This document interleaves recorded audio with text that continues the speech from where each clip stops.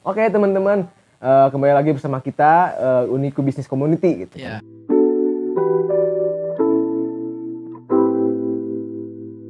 Kebetulan kita dalam rangka acara door to door yang kelima gitu kan. Nah, door to door yang kelima ini kita dimasukin ke channel YouTube UBC gitu. Nah, Beda dari door to door yang sebelumnya.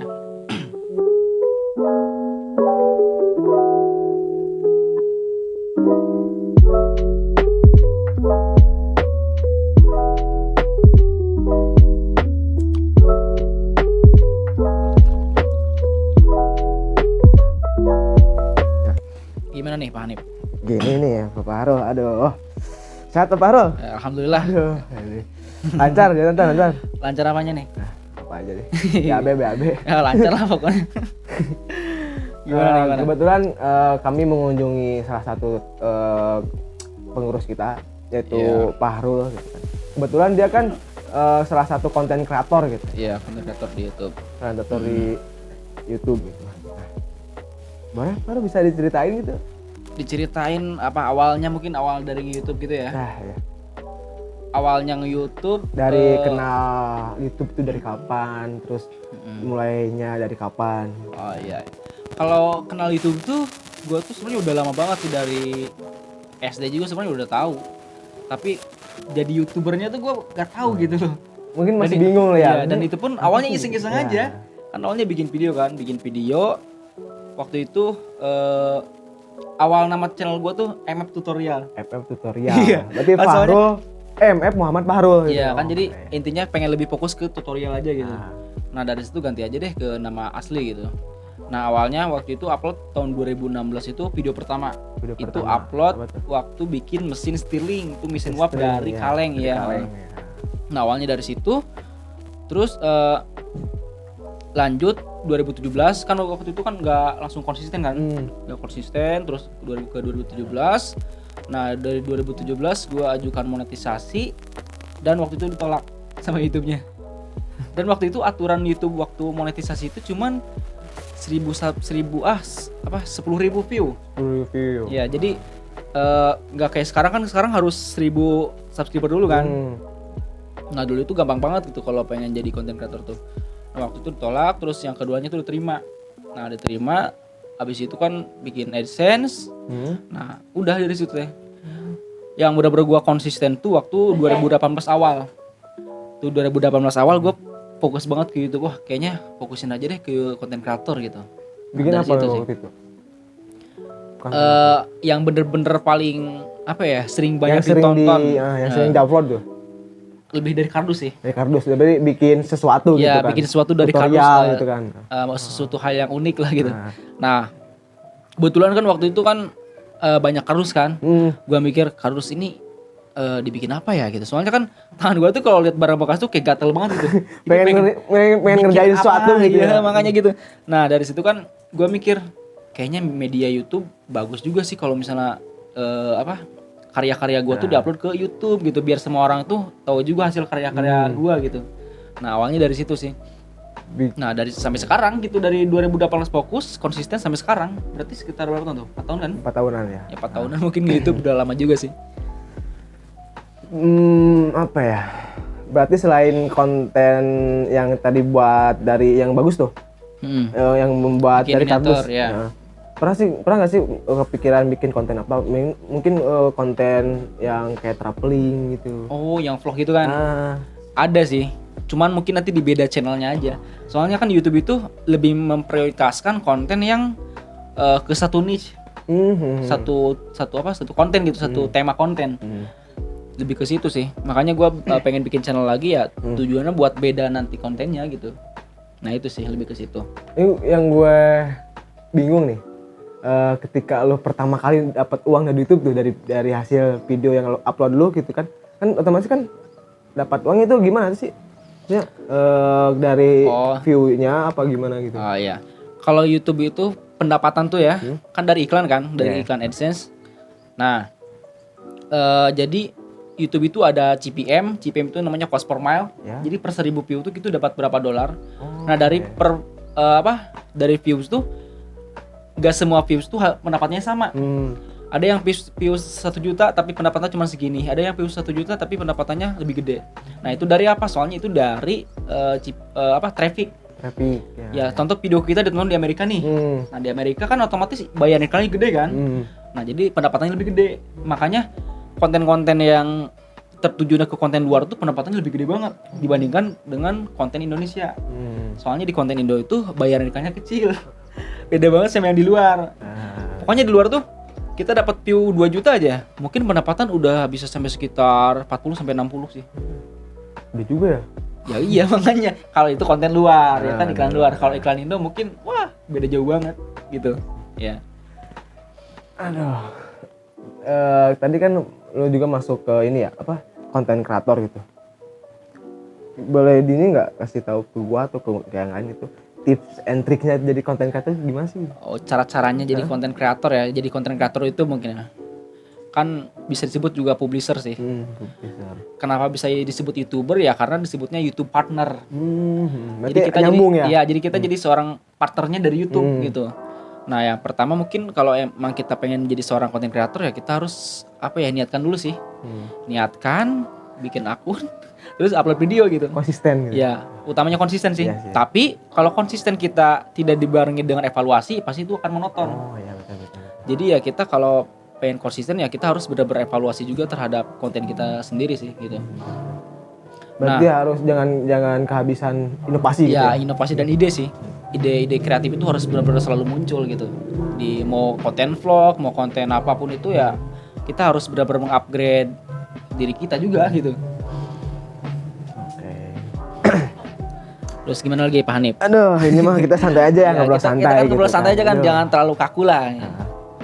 Maksudnya apa ya?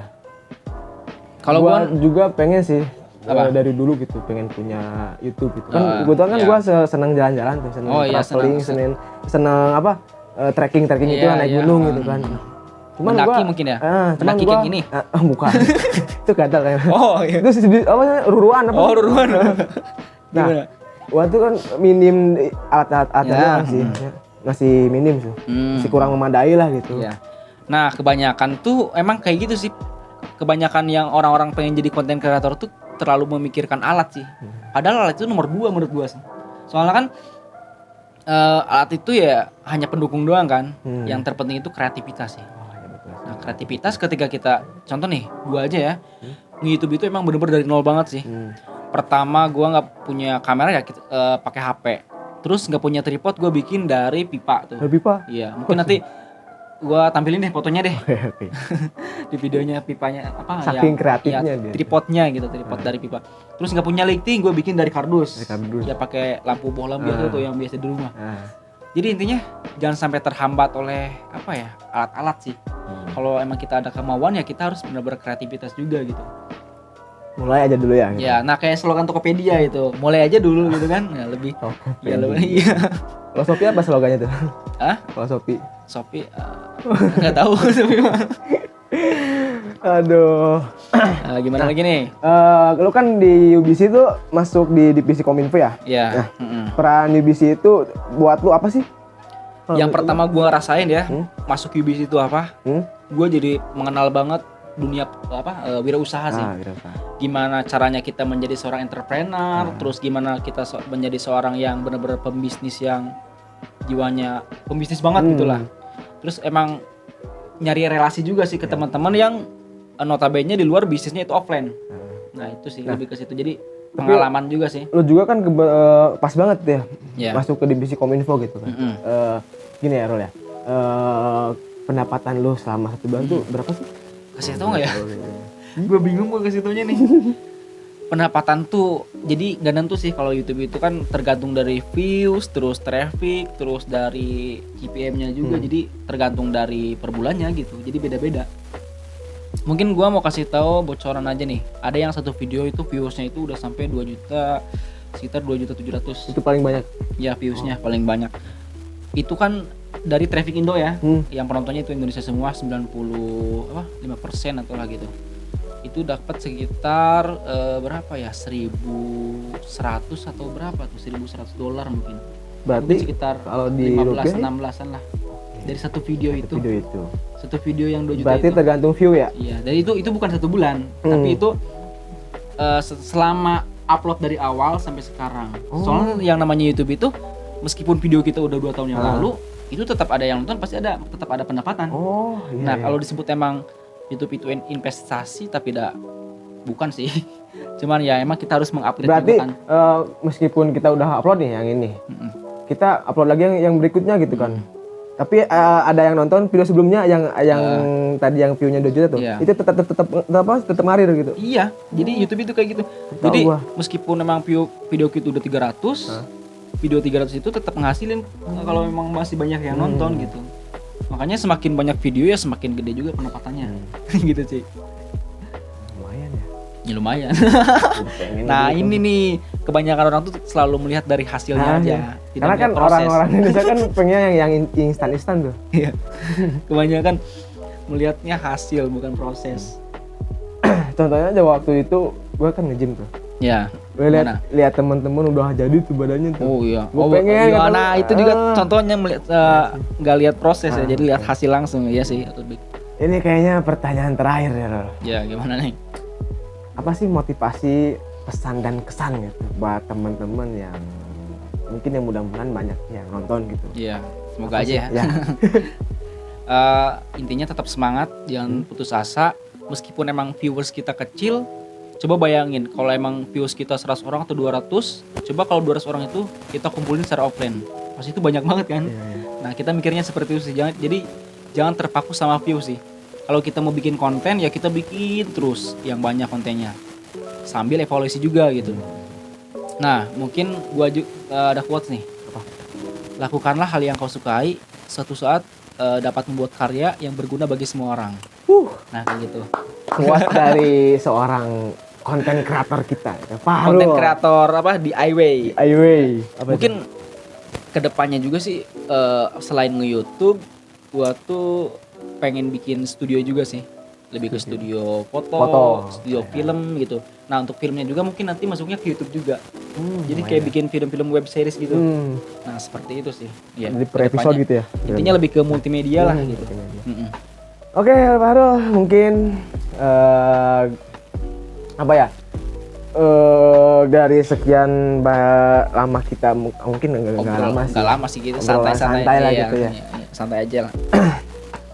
Jadi buat orang-orang yang jadi pengen konten kreator itu harus yang pertama harus konsisten ya. Iya, Konsisten, harus jangan kehabisan ide Iya, buat bikin inovasi baru gitu ya. Kreatif juga. Terus kreatif intinya gitu ya. Oke, terima kasih Farul. Oke, Sukses terus ya. sukses terlalu dan Mantap. selamat bertemu kembali di UBC. Mantap, siap. Oke, siap. Oke. Oke, teman-teman jangan lupa untuk like, komen dan subscribe juga ya. Selamat tinggal dan stay tune terus. Mantap.